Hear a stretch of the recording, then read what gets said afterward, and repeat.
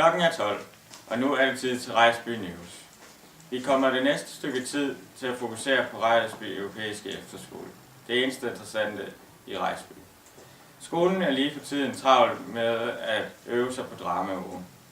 Alle eleverne er gået sammen i grupper, der hver har forskellige opgaver.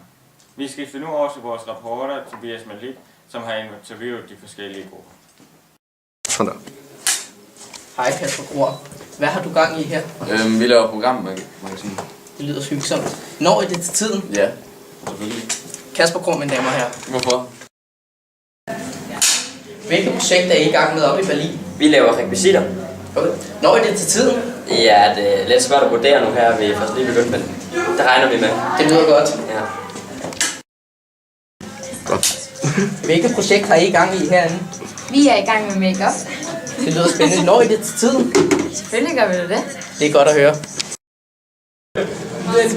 Er den i gang? Der er der lige forfra. Hvilke forventninger har I til den her uge? Vi skal spille noget musik, og det bliver godt på fredag. Får I øvet jer noget? Ja. Det er godt. Hvilken slags musik skal I spille? Beatles. The Beatles. Det lyder da. Har du set på titlen Hey Jude? Nej. Fuck, det var... Han skal stå. Okay. Martin, hvilke forventninger har du til ugen? Jeg håber på, at det bliver en sjov uge. Og ja. Ja, det lyder du, at det bliver en god uge. Ja, det tror jeg. Det lyder godt.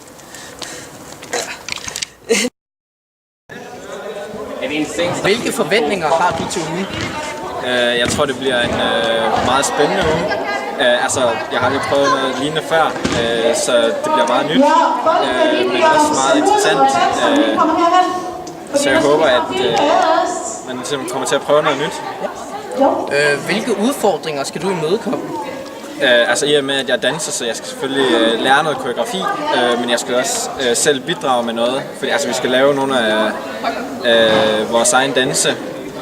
Så jeg tror, at det bliver det sværeste for mig, at være kreativ på den måde. Yes. Og til sidst, tror du, det bliver en god uge? Jeg tror, det bliver en mega fed uge. Tak til Tobias Malik. Noget, som der bliver brugt meget energi på, er den gruppe, som skal stå for dansen.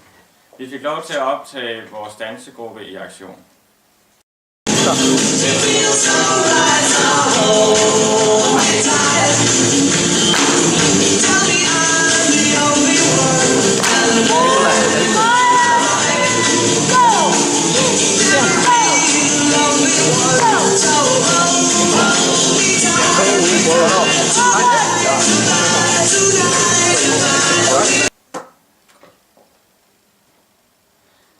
Tak til danseteam.